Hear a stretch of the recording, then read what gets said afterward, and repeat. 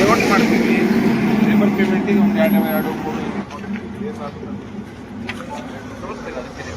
Withdraw ಮಾಡಿದ್ಬೇಕಾ ಅದಾವ ನಮ್ಮ ಕಡೆ ಬ್ಯಾಂಕ್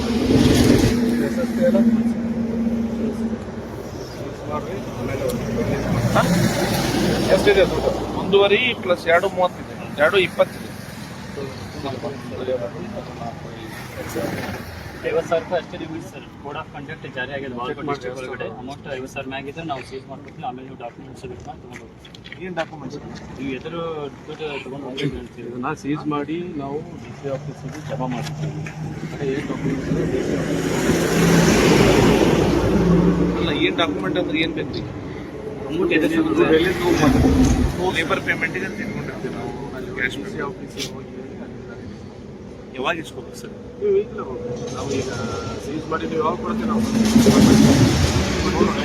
ಬಾಗಲಕೋಟೆಗೆ ಹೋಗಿ ಇಸ್ಕೋಬೇಕು.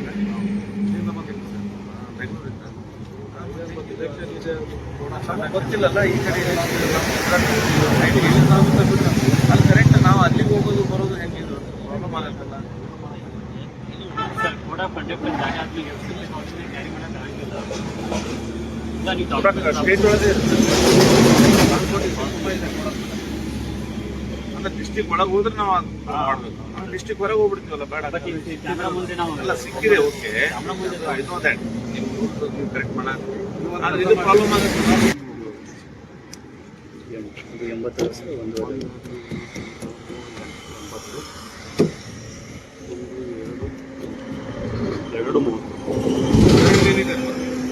ಖಾಲಿ ಅಲ್ಲ ಬೈಲ್ ಬೇಕಾದ್ರೆ ತಪ್ಪಿ ಅದು ಇದ್ರಾಗ ಇರುತ್ತೆ.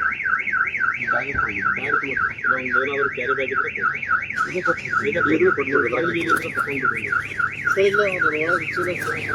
ಆ ಚೀಲ ತುಂಬ ಅಲ್ಲೋ, ಆ ಚೀಲ ಕೊಟ್ಬಿಡು. ಆ ಚೀಲನ ಕೊಡು, ಇದು ಬ್ಯಾಗ್ ಇದ್ದೀನಿ.